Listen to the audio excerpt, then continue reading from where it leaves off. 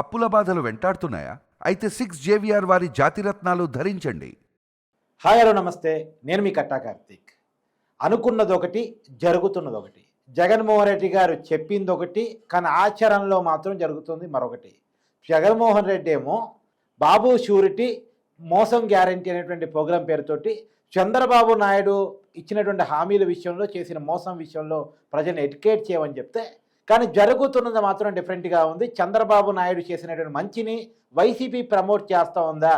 ఇంటింటికి వెళ్ళి బాబు మేనిఫెస్టోని రీకాల్ చేయటం వల్ల, ఆ హామీలో 90% అమలు జరిగి ఉండటం వల్ల అవి వాటికి కూటమికి ప్రచారంగా మారిపోతున్నాయా? అవును అంటున్నారు నా ముందున్నటువంటి ఒక పెద్ద ఆయన. ఆయనతో మాట్లాడి వాస్తవం ఏంటి, అసలు ఆంధ్రప్రదేశ్లో ఏం జరుగుతుందో తెలుసుకునేటువంటి ప్రయత్నం చేద్దాం.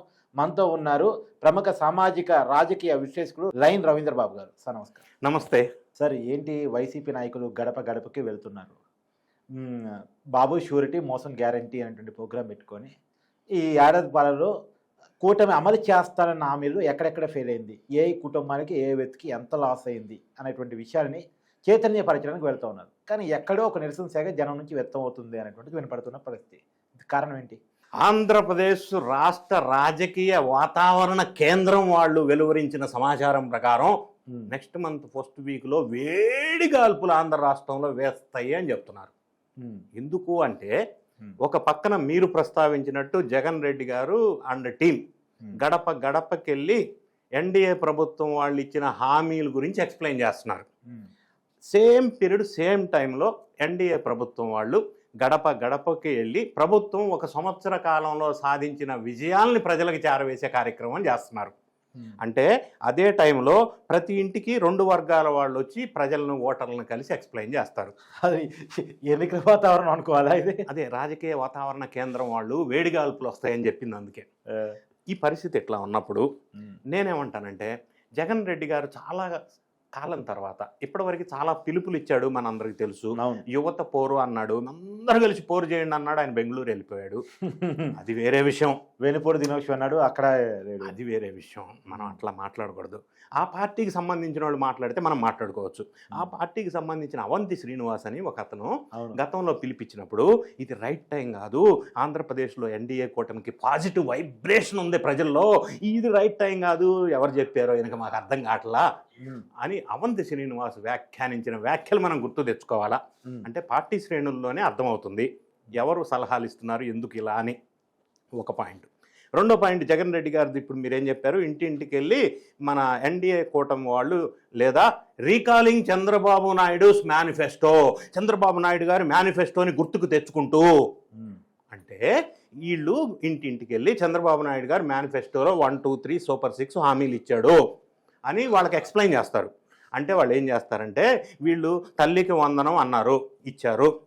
రైతులకి సుఖీభవ కార్యక్రమం కింద ఇప్పుడు ఇస్తున్నారు. 3 సిలిండర్లు అన్నారు, దీపం 2 కింద ఇచ్చేశారు. మహిళలకి ఉచిత బస్సు అన్నారు, 15 ఆగస్టు నుంచి ఇస్తున్నారు. దాంతోపాటుగా ఈ ఆటో కార్మికులు ఎఫెక్ట్ కాకుండా వాళ్ళకు కూడా ఇస్తున్నారు. దీంతో పాటుగా మరి ఈ నిరుద్యోగ భృతి కూడా ఇప్పుడు విధి విధానాలు ఫ్రేమ్ చేస్తున్నారు. అంటే ఇవన్నీ వైసీపీ ప్రచారం చేస్తుందా? మేనిఫెస్టో గురించే కదా, రీకాలింగ్ చంద్రబాబు నాయుడుస్ మేనిఫెస్టో. అయ్యో, recalling Chandrababu Naidu's manifesto. What is Chandrababu Naidu's manifesto? This is super 6. What is the status of super 6? This is what they have to explain. అదే కదా వాళ్ళు ఎక్స్ప్లెయిన్ చేసేది. మరి ప్రభుత్వానికి, టీడీపీ పార్టీకి పాజిటివ్ కదా. పాజిటివ్ నెగిటివ్ మనకెందుకు, వాళ్ళు తీసుకున్న పిలుపు ఏంటి? మేనిఫెస్టో కదా తీసుకెళ్తున్నారు. మేనిఫెస్టో ఇదే వాళ్ళు ఇచ్చిన సూపర్ 6, అందులో 90% అమలు చేశారు. హామీలు అమలు చేయడంతో పాటుగా ఇవ్వని హామీలు, అంటే జగన్ రెడ్డి గారు 1000 రూపాయలు పెన్షన్ పెంచడానికి 5 ఏళ్ళు తీసుకుంటే 3000 నుంచి 4000 పెన్షన్ పెంచేసి ఇమ్మీడియట్గా విత్ ఎరియర్స్ పే చేశారు కదా. అవును, అది కూడా 1వ తారీఖు. దానికి రాష్ట్ర ఖజానాకి 2724 crores పర్ మంత్. ఇప్పుడు ఆర్థిక పరిస్థితి వ్యవస్థ చిన్నాభిన్నం అయినప్పటికీ వెంటనే ఇచ్చారు కదా. వీటన్నిటితో పాటుగా జగన్ రెడ్డి గారు బాకీలు పెట్టిపోతే 30,000 కోట్లు పేమెంట్ చేశారు. వీటన్నిటితో కూడా హామీలు ఇవ్వకపోయినా అన్నా క్యాంటీన్లు 223 ప్రతి నియోజకవర్గంలో ఓపెన్ చేశారు. వీటితో పాటుగా పెట్టుబడులు వరదలాగా వస్తూ ఉన్నాయి. 9.5 lakh crores ఇన్వెస్ట్మెంట్స్ రావటం అనేది చరిత్రలో గొప్ప విషయం. అవును, టీసీఎస్, కాగ్నిజెంట్ భారీ ఇన్వెస్ట్మెంట్స్, బీపీసీఎల్ కానీ, రిలయన్స్ కానీ, ఎల్జీ ఎలక్ట్రానిక్స్ కానీ పెద్ద పెద్ద పెట్టుబడులు. అవును. అంటే హ్యావింగ్ సెడ్ దిస్ ఇంకొక పాయింట్ కూడా నేను చెప్తా, కనెక్ట్ వచ్చింది కాబట్టి. ఇన్వెస్ట్మెంట్స్ వస్తున్నాయి అని చెప్పడానికి నేను ఏదో 4 పేర్లు మీరేదో 4 పేర్లు చెప్తే కరెక్ట్ కాకపోవచ్చు. ఒక ఎగ్జాంపుల్ చెప్తా. SIPB meetings, state investment promotion board meetings ఎన్ని ఎక్కువ జరిగితే అంత ఇన్వెస్ట్మెంట్స్ వచ్చినట్టే కదా. ఎందుకు పెడతారు ఎస్ఐపిబి మీటింగ్స్? ఇన్వెస్టర్స్ ఎక్కువ మంది అర్జీలు పెట్టుకున్నారు, మేము వస్తాం ఇన్వెస్ట్ చేస్తామని. వచ్చినప్పుడు వాళ్ళకి అప్రూవల్ ఇవ్వాలంటే ఎస్ఐపిబి సమావేశం జరగాల. అది ఎస్ఐపిబి అప్రూవల్ అయినాక, స్టేట్ క్యాబినెట్ అప్రూవల్ అయినాక ఆ ఇన్వెస్టర్స్కి అలాట్మెంట్స్, రాయితీలు, జీవో ఇస్తారు. అప్పుడు వాళ్ళ ఇన్వెస్ట్మెంట్ గ్రౌండ్ అవుతాయి. వైఎస్ఆర్ కాంగ్రెస్ పార్టీ పరిపాలించిన 5 సంవత్సరాల కాలంలో 5 ఎస్ఐపిబిలు పెట్టారు. 5 అంటే సంవత్సరం కోటి. అంటే ఎన్ని వందల వేల లక్షల కోట్ల ఇన్వెస్ట్మెంట్స్ వచ్చి ఉంటాయి. ఓకే, వచ్చినాయి అనుకుందాం. ఎన్డీఏ ప్రభుత్వం వచ్చిన సంవత్సర కాలంలో 15 రోజుల క్రితం జరిగిన state investment promotion board meeting, SIPB 7th meeting in 1 year. ఒక సంవత్సర కాలంలో 7 మీటింగ్. 7th. మొన్న జరిగింది 7th ఎస్ఐపిబి మీటింగ్. అంటే దగ్గర 2 months కోటి, 1.5 month కోటి జరుగుతుంది. మొన్న జరిగిన మీటింగ్లో 28,000 కోట్ల పెట్టుబడులు, 19 ఇండస్ట్రీస్. అంటే దీన్ని ఏ విధంగా అర్థం చేసుకోవాలా? ఎవరి హయాంలో ఎక్కువ ఇన్వెస్ట్మెంట్స్, ఎక్కువ పెట్టుబడులు వచ్చినాయి, ఎక్కువ ఉపాధి ఉద్యోగ అవకాశాలు పెరిగినాయి. మళ్ళీ ఇంకో పాయింట్ చెప్తా, connected. Unemployment rate Jagan Reddy గారి పరిపాలించిన కాలంలో గవర్నమెంట్ ఇచ్చిన డేటా ప్రకారం 7.2%. ఎన్డీఏ వచ్చిన ఒక సంవత్సర కాలంలో అన్ఎంప్లాయ్మెంట్ పర్సంటేజ్ 5.8%. అన్ఎంప్లాయ్మెంట్ రేట్ తగ్గింది. అంటే ఉద్యోగ ఉపాధి అవకాశాలు పెరిగినాయి. Per capita income Jagan Reddy గారి హయాంలో 2.16 lakhs ఉండింది. ఇప్పుడు పర్ క్యాపిటా ఇన్కమ్ 2.48 lakhs అయింది. పర్ క్యాపిటా ఇన్కమ్ పెరిగింది. స్టేట్ డెవలప్ అయిందా లేదా 1 yearలో? అది కనపడుతుంది కదా లెక్కలు. నేను చెప్పేది పారామీటర్సే, ఓన్లీ డేటా. స్టేట్ డెవలప్ అయింది 1 yearలో. సూపర్ 6 హామీలు, వీళ్ళు ఇచ్చిన హామీలతో పాటు ఇవ్వని హామీలు కూడా నెరవేర్చారు 90%.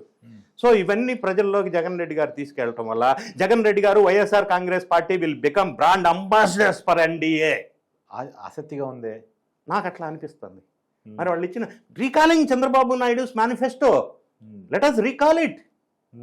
గుర్తు తెచ్చుకుంటా ఉన్నారు కదా, గుర్తు తెచ్చుకుంటే ఇవే గుర్తు తెచ్చుకోవాలి, ఇవే ప్రజలకు చెప్పాల్సి వస్తుంది. ఇంకోటి కూడా సార్, అమ్మఒడి వీళ్ళు ఒక్కరికి ఇచ్చారు కుటుంబంలో, ఇప్పుడు ఎంతమంది పిల్లలకు వస్తే అంతమందికి వస్తూ ఉంది. అడవి ఏం చెప్తారు? ఏం చెప్తారంటే జగన్ రెడ్డి గారు గతంలో ఎలక్షన్ ప్రచారంలో భారతీ రెడ్డి గారు అమ్మఒడి గురించి ప్రతి ఇంట్లో ఎంతమంది పిల్లలు ఉంటే అంతమందికి 15,000 అని చెప్పారు. ఒక పిల్లవాడికే ఇచ్చారు. అంటే ఒక తల్లికి 2 పిల్లలు ఉంటే ఒకడు బడి బాట, ఇంకోటి కూలి బాట పట్టాలా తెలవదు. ఇప్పుడు అవన్నీ ఎక్స్ప్లెయిన్ చేస్తారు, మనకు తెలవదు మీరు అన్నట్టుగా. సార్ ఇది ఒక part. Other side of the coin చూద్దాం. రీకాలింగ్ ఆఫ్ జగన్స్ మేనిఫెస్టో అని ప్రజలు అంటే నా ఉద్దేశం ఏంటంటే, వీళ్ళు ఒక సైడ్ వాళ్ళ మేనిఫెస్టో గురించి మాట్లాడుతున్నారు కదా, ప్రజలు ఎదురు మాట్లాడితే they make recall Jagan's manifesto also. అంటే నేను అంటాను, ఒకవేళ అడిగితే జగన్ రెడ్డి గారు ఎలక్షన్కి ముందు మద్యపాన నిషేధం, మద్యాన్ని మొత్తాన్ని నిషేధిస్తా అన్నాడు. నిషేధించాడా? మద్యపాన స్కామ్ ఏదో బయటపడతాం, భారీ స్కామ్, అది పక్కన పెడదాం. ప్రత్యేక హోదానే ఆంధ్రప్రదేశ్ రాష్ట్రానికి సంజీవిని, నాకు ఇంత ఎంపీలను ఇవ్వండి, నేను ప్రత్యేక హోదా మెడలు వంచి తీసుకొస్తా అన్నాడు. ఆయనే మెడలు వంచాడంటే కేసుల కోసం. మరి ఏది ఇది? ఆయన మేనిఫెస్టోనే నేను చెప్తుంది. 45 సంవత్సరాలు దాటిన మహిళలకి పెన్షన్ ఇస్తా అన్నాడు. ఇచ్చాడా? 2.30 lakhs government employees positions vacancy ఉన్నాయి, తీసుకుంటా అన్నాడు. తీసుకున్నాడా? జాబ్ క్యాలెండర్ ప్రతి నెల January 1st, ప్రతి ఇయర్ January 1st రిలీజ్ చేస్తా అన్నాడు. చేశాడా? మెగా డిఎస్సి అన్నాడు, దగా చేశాడు కదా.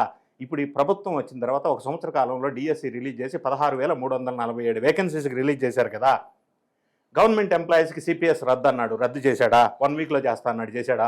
గవర్నమెంట్ ఎంప్లాయీస్కి ఇళ్ల పట్టాలు ఇస్తా అన్నాడు, ఇచ్చాడా? ఆంధ్రప్రదేశ్ రాష్ట్రంలో వాషింగ్టన్ DC లాంటి రాజధాని కడతా అన్నాడు ఆయన ఎలక్షన్ ప్రామిస్లో. వీడియోస్ మీరు చూడొచ్చు. అవును. ఏ రాజధాని లేని రాష్ట్రంగా తీర్చిదిద్దలేదా? 200 యూనిట్లు కరెంట్ ఇంటికి ఇస్తా అన్నాడు, ఫ్రీగా ఇచ్చాడా? కాంట్రాక్ట్ లేబర్స్ అందరినీ రెగ్యులరైజ్ చేస్తా అన్నాడు, చేశాడా? కరెంటు ఛార్జీలు తగ్గిస్తా అన్నాడు, తగ్గించాడా? ముస్లిం సోదరులకి వైఎస్ఆర్ దుల్హాన్ పేరుతోటి పెళ్ళప్పుడు ₹1,00,000 ఇస్తా అన్నాడు, ఇచ్చాడా? రైతులకి ప్రతి ఎకరంలో బోర్ ఫ్రీగా వేస్తా అన్నాడు, వేసాడా? 3,000 కోట్లతో నిధి, ధర నియంత్రణ నిధి అన్నాడు, చేశాడా? మండలానికి ఒక వృద్ధాశ్రమం అన్నాడు, పెట్టాడా? పోలవరం నిర్వాసితులకి 19 లక్షలు ఇస్తా అన్నాడు. పోలవరం నిర్వాసితులకి R&R ప్యాకేజీ కింద 5 సంవత్సరాల కాలంలో ₹1 ఎన్డీఏ ప్రభుత్వం అధికారంలోకి వచ్చినాక నెల రోజుల్లో 19,034 crores రిలీజ్ చేశారు R&R ప్యాకేజీ కింద పోలవరం. మరి ఆయన ఇచ్చిన మాట ఏమైంది?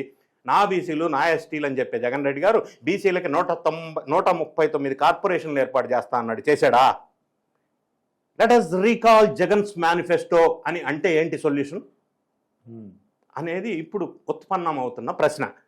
అనవసరంగా పోయి కొరితో తలగొక్కున్నట్టే ఉద్యమం ఇదంతా. దీనికంటే కూడా ఆయన చేయవలసిన కార్యక్రమం ఏంటంటే పార్టీని ప్రతిష్టం చేసుకోవాలి ఫస్ట్. ఎందుకంటే అందరూ A2 A20 A20 అంతా బయటికి వెళ్ళిపోతున్నారు, వేరే పార్టీల వైపు చూస్తున్నారు. నిర్మాణాత్మక సపోర్టు పార్టీ గవర్నమెంట్కి ఇవ్వాలా, సూచనలు సలహాలు ఇవ్వాలంటే అసెంబ్లీకి వెళ్ళాలా, అసెంబ్లీకి వెళ్ళట్లా. కేసులలో ఇరుక్కున్న వాళ్ళందరికీ జైలు బాట పడుతుంటే ఆ పరామర్శ బాట ఈయనపడుతున్నాడు. పరామర్శ పేరుతో శాంతి భద్రతల సమస్య సృష్టిస్తున్నారు.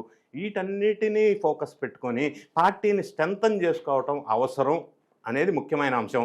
దీంతో పాటుగా వాళ్ళ చెల్లి షర్మిళమ్మే చెప్తుంది, ఆయన గురించి ఎన్ని చెప్పాలో అన్ని అందరికి ప్రజలకు ఎడ్యుకేట్ చేస్తూ ఉంది. వాటన్నిటి మీద ధ్యాస పెట్టి కుటుంబ సమస్యలు, ప్రజా సమస్యలు, పార్టీ సమస్యలు, పార్టీ వ్యక్తుల మధ్య ఉన్న సమస్యలు, పార్టీ విడకుండా ఉండే సమస్యలు, నిర్మాణాత్మకమైన సహకారాలు, వీటి మీద దృష్టి పెట్టి పార్టీని పటిష్టం చేసుకోవాల్సింది పోయి ఈయన ఈ విధమైన పిలుపు ఇవ్వటం వల్ల జనంలో ఎవరికి నష్టం ఎవరికి శాపం అనేది ఆలోచించుకోవాల్సిన అవసరం అయితే ఉంది. Thank you sir. Thank you.